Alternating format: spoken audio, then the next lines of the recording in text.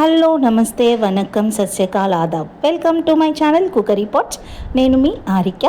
అందరికీ ముస్లిం సోదరులకు అందరికీ రంజాన్ పండుగ శుభాకాంక్షలు అండి. ఇవాళ నేను మీకు రంజాన్ స్పెషల్ హలీం చేసి చూపించబోతున్నాను. ఇంట్లోనే ఈజీగా ఎలా చేసుకోవాలో చూసేద్దాం పదండి. ముందుగా హలీం తయారీకి కొన్ని పప్పులు నానబెట్టుకోవాలి. ఇది ఒక 1/4 కప్పు నాటు రవ్వ తీసుకున్నానండి.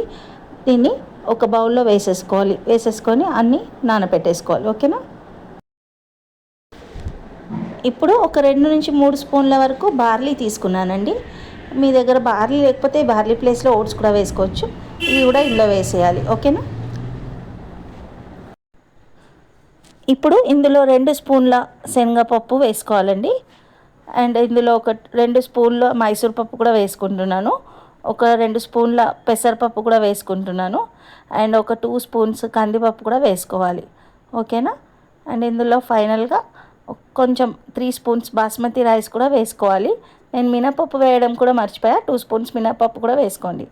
ఓకేనా. ఇప్పుడు వీటన్నిటిని చక్కగా నీట్గా ఒక 4-5 సార్లు వాటర్ అంతా క్లీన్గా వచ్చే వరకు వాష్ చేసుకోవాలి.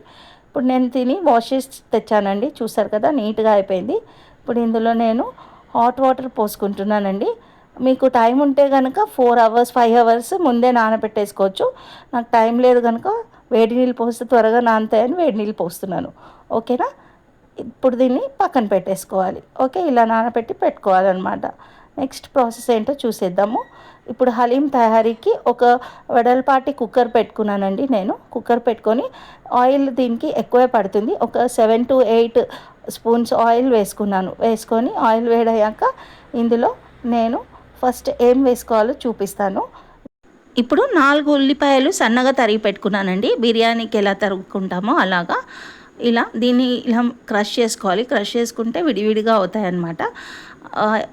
దీన్ని 2 బ్యాచెస్లోకి వేసుకొని ఆయిల్లో వేసుకొని ఫ్రై చేసుకుంటున్నాను నేను.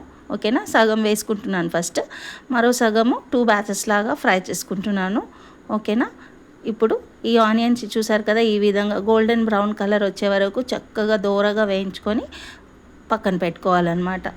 ఆనియన్స్ మాడకూడదండి, చక్కగా ఫ్రై చేసుకోవాలి. ఓకే. ఇప్పుడు ఇందులోనే నేను ఒక 50 గ్రామ్స్ బాదాం తీసుకున్నాను. ఈ బాదాం పలుకులన్నీ కూడా ఇలా ఆయిల్లో ఫ్రై చేసి పక్కన పెట్టుకోవాలి.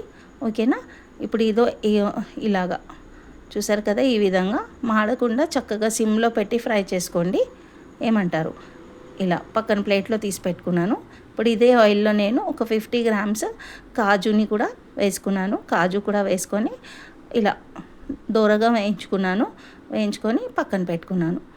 ఓకేనా అండి. ఇప్పుడు ఇదే ఆయిల్లో మనము నెక్స్ట్ ఏం వేసుకోవాలో చూపిస్తాను నేను.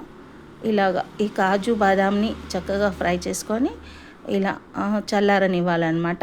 తర్వాత దీన్ని మనము మెత్తగా పేస్ట్ చేసి పెట్టుకోవాలి. ఓకే. ఇప్పుడు ఇదే ఆయిల్లో మనము ఒక 2 స్పూన్ల అల్లం వెల్లిపాయ పేస్ట్ వేసుకోవాలండి.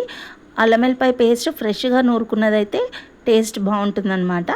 ఓకే. వేసుకొని ఇలా పచ్చివాసన పోయే వరకు ఒకసారి ఒక 2 నిమిషాల పాటు కలుపుకొని ఈ పచ్చివాసన అంతా పోయే వరకు బాగా మిక్స్ చేసుకోవాలన్నమాట. ఫ్రై అయ్యాక అల్లం వెల్లిపాయ పేస్ట్, ఇందులో 1/2 kg చికెన్ క్లీన్గా నీట్గా వాష్ చేసి పెట్టుకున్నానండి.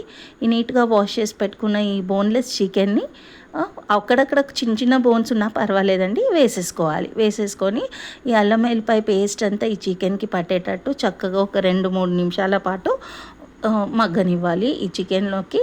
స్టవ్ ఎప్పుడు సిమ్గానే పెట్టుకోవాలండి, ఎందుకంటే హై ఫ్లేమ్లో పెడితే మాడిపోతుంది. ఇప్పుడు ఇందులో 5-6 పచ్చిమిరపకాయలు తొంపి వేసుకుంటున్నాను నేను కారం కోసం. ఓకేనా. ఇందులోనే వేసేసుకొని ఇప్పుడు దీన్ని పక్కన స్టవ్కి షిఫ్ట్ చేసుకుంటున్నాను. ఒక చిన్న కడాయి పెట్టుకున్నానండి దీంట్లో. ఓకేనా. ఇప్పుడు కడాయి పెట్టుకొని ఇందులో నేను ఒక చిన్న మసాలా తయారు చేసుకుంటున్నాను అనమాట. ఒక 2 స్పూన్ల జీలకర్ర ఇలా వేసుకొని వేయించుకొని డ్రై రోస్ట్ చేసుకొని దీన్ని ఒక పక్కన పెట్టేసుకోవాలి. ఒక ప్లేట్లో తీసుకొని ఇప్పుడు ఇందులోనే ఒక 4-5 లవంగాలు, ఒక 4-5 ఇలాచీలు, 1 ఇంచు పట్టా, ఒక 2 స్పూన్ల సాజీరా వేసుకున్నానండి. వేసుకొని వీటన్నిటిని ఇలా సాజీరా కూడా వేసుకొని వీటన్నిటిని డ్రై రోస్ట్ చేసుకున్నాను. డ్రై రోస్ట్ చేసుకొని ఇందులో సోంపు కూడా వేసుకోవాలండి. ఈ సోంపు కూడా వేసుకొని వీటన్నిటిని ఇలా చిన్నగా ఒక 2 నిమిషాల పాటు డ్రై రోస్ట్ చేసుకొని పక్కన పెట్టుకోవాలి. దీన్ని ఇప్పుడు పొడి చేసుకోవాలి. ఇప్పుడు మళ్ళీ స్టవ్ ఆన్ చేసేసి కుక్కర్ పెట్టేసుకున్నాను నేను, చికెన్ కుక్కర్ని. ఇప్పుడు అప్పటి వరకు మనము అవన్నీ పౌడర్ పేస్ట్ చేసుకునే లోపు ఈ చికెన్ అంతా ఉడుకుతూ ఉంటుంది.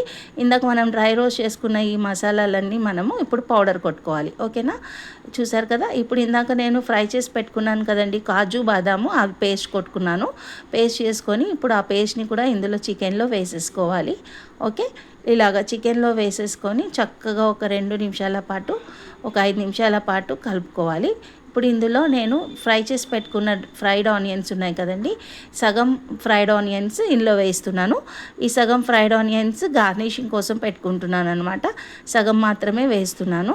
ఇప్పుడు ఈ ఆనియన్స్, ఈ కాజు బాదం పేస్ట్ మొత్తం ఈ చికెన్కి చక్కగా పట్టేసేటట్టు కలుపుకోవాలి ఒక 5 నిమిషాలు. తర్వాత ఇందులో పుదీనా, కొత్తిమీర ఒక కట్ట మంచిగా శుభ్రంగా వాష్ చేసి చాప్ చేసి పెట్టుకున్నది కూడా వేసేయాలి. అండ్ ఇందులో 1 స్పూన్ వరకు మిరియాల పొడి దంచుకున్నది వేసుకుంటున్నాను నేను. ఓకేనా, ఇలాగా వేసుకొని చక్కగా ఇవన్నీ చికెన్కి పట్టేటట్టు కలుపుకోవాలండి. అండ్ నెక్స్ట్ ఇందులో మనము 1 కప్పు పెరుగు వేసుకుంటున్నానండి. పెరుగు కూడా చక్కగా బీట్ చేసి పెట్టుకున్నాను అనమాట. ఇంకా వేసేసి బాగా ఒకసారి కలుపుకోవాలి. ఇందాక అన్నీ ఫ్రై చేసి పెట్టుకున్నాం కదా మసాలా పొడి, అది కూడా వేసేసుకొని ఒక సరిపడేంత ఉప్పు కూడా వేసుకోవాలి, ఒక 2 స్పూన్లంతా. అండ్ ఈ చికెన్ ముక్కలంతా మునిగేంత వరకు వాటర్ వేసుకొని చక్కగా మనము ఒకసారి కలిపేసుకోవాలి. కలుపుకొని ఒక 5 నిమిషాల పాటు ఉడికించుకున్నాక కుక్కర్ మూత విజిల్ పెట్టుకొని ఒక 3 విజిల్స్ వచ్చే వరకు పెట్టేసుకోవాలండి. ఓకేనా, ఇప్పుడు ఇంకొక కుక్కర్ తీసుకొని ఇందాక నానబెట్టుకున్నాం కదండి పప్పులు, ఆ పప్పులన్నిటిని మనము ఒక కుక్కర్లో వేసి ఒక 2-3 విజిల్స్ వచ్చే వరకు ఉడికించుకోవాలి. ఓకేనా, ఇలాగా. ఇప్పుడు ఈ పప్పు ఉడికిపోతుంది కదండి, ఉడికిపోయాక మనం నెక్స్ట్ ప్రాసెస్ ఏంటో చూసేద్దాము. నేను ఈ చికెన్ అంతా ఉడకపెట్టుకున్నాను కదండి కుక్కర్లో, విజిల్ పెట్టి కుక్కర్లోంచి మరో గిన్నెలోకి ట్రాన్స్ఫర్ చేసుకుంటున్నాను. ఎందుకంటే వెడల్పాటి గిన్నె ఉంటే మిక్స్ చేసుకోవడానికి బాగుంటుంది అండ్ అడుగు కూడా మాడకుండా ఉంటుంది. కాబట్టి మీకు ఒకవేళ కుక్కరే ఓకే అనుకుంటే కుక్కర్లోనే ఉండనివ్వచ్చు. ఒక స్టవ్ మీద పప్పు ఉడుకుతుంది చూసారా పక్కన. ఇప్పుడు ఉడికిపోయిందండి పప్పు. ఇప్పుడు మనం ఇందులో ఈ పప్పుని చల్లారాక మనము మిక్సీ జార్లో వేసుకొని చక్కగా స్మూత్ పేస్ట్ అయ్యే వరకు బ్లెండ్ చేసుకోవాలి. ఇప్పుడు ఈ స్టవ్ మీద ఉన్న ఈ చికెన్ని మొత్తము మనం పప్పు గుత్తితో కానీ మ్యాషర్తో కానీ చక్కగా ఇట్లా మెదుపుకోవాలండి. పప్పు ఎలా రుబ్బుకుంటామో ఈ పీసెస్ అన్నీ చక్కగా మెత్తగా అయ్యే వరకు మెదుపుకోవాలన్నమాట. దగ్గర ఒక 10 to 15 మినిట్స్ వరకు ఇలా మ్యాష్ చేసుకుంటూనే ఉండాలి, అన్నీ మ్యాష్ అయిపోతుంది. ఇప్పుడు ఇందులో మిక్సీ పట్టుకున్నాం కదా ఈ ఈ పప్పు మొత్తం బ్యాటర్ని మొత్తం వేసేసుకొని మరో అరగంట పాటు చక్కగా ఇలా తిప్పుతూనే ఉండాలండి. కలపడమే దీంట్లో మెయిన్ టాస్క్ అనమాట. ఈ హలీంకి మెయిన్ టాస్క్ అనేది. ఎంత బాగా మీరు అడుగంటకుండా సిమ్లోనే పెట్టుకుంటూ తిప్పుతూ ఉంటే అంత టెక్స్చర్, ఫ్లేవర్ అనేది బాగుంటుందన్నమాట. నాకు దగ్గర గంటకు పైనే పట్టింది. ఇలా నాన్ స్టాప్గా మెదుపుకుంటూనే ఉన్నాను నేను. దగ్గరే ఉండి చక్కగా మెదుపుకోవాలన్నమాట. ఓకేనా, ఇలా పప్పు గుత్తి తీసుకొని చక్కగా ఇలా మొత్తం కలిసిపోయేంత వరకు నాన్ స్టాప్గా మెదుపుకుంటూనే ఉండాలి. ఓకేనా, ఇప్పుడు ఇందులో ఒక 2 నిమ్మకాయల రసం వేసేస్తున్నాను నేను. వేసేసుకొని మరో 5 నిమిషాల పాటు చక్కగా రుబ్బుకోవాలి. ఓకేనా, ఇందులో నేను ఇప్పుడు హోల్ మిరియాలు ఇలా వేసేస్తున్నాను. కొన్ని ఇందాక కొంచెం పొడి వేసాను, ఇప్పుడు ఫుల్ మిరియాలు వేసేస్తున్నాను టేస్ట్ కోసం. మరో 5 నిమిషాల పాటు ఇలా కంటిన్యూస్గా చక్కగా రుబ్బాలన్నమాట. ఇప్పుడు ఆయిల్ అనేది పైకి రిలీజ్ అవుతుంది, అప్పుడు హలీం అనేది కంప్లీట్ అయినట్టు. ఓకేనా, ఇలా ఎంతసేపు మీరు దగ్గరుండి ఎంత బాగా మెదుపుకుంటారో అంత బాగుంటుంది అనమాట హలీం టెక్స్చర్. ఇప్పుడు ఫైనల్గా ఒక గరిటెడు నెయ్యి వేసుకుంటున్నాను. ఇందులో నెయ్యి వేసుకున్నాక ఒక 5 నిమిషాల పాటు మరో 5 నిమిషాల పాటు చక్కగా ఇలా మిక్స్ చేసుకోవాలన్నమాట. ఓకేనా, అంతే అండి, easy and tasty haleem ready అయిపోయింది. ఇప్పుడు మనం దీన్ని సర్వింగ్ బౌల్లోకి సర్వ్ చేసుకుందాం. ఓకేనా,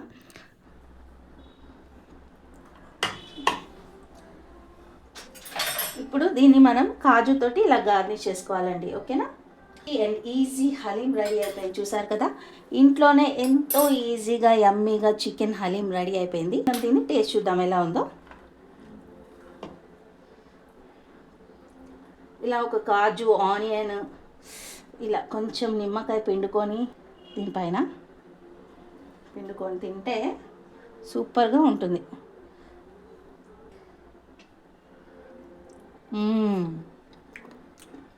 చాలా బాగుందండి, టేస్ట్ అద్దిపోయాం. బయట కూడా ఇంత టేస్టీగా హైజీనిక్గా చేయరు. మనం కనుక ఇంట్లోనే ట్రై చేసుకుంటే చాలా బాగుంటుందండి. ఎక్సలెంట్గా ఉందండి. మీరు కూడా నాకు ఎలా ఉందో ట్రై చేసి కామెంట్ సెక్షన్లో కామెంట్ చేయండి. నా ఛానల్ని లైక్ చేయండి, షేర్ చేయండి, సబ్స్క్రైబ్ చేసుకోండి. బాయ్.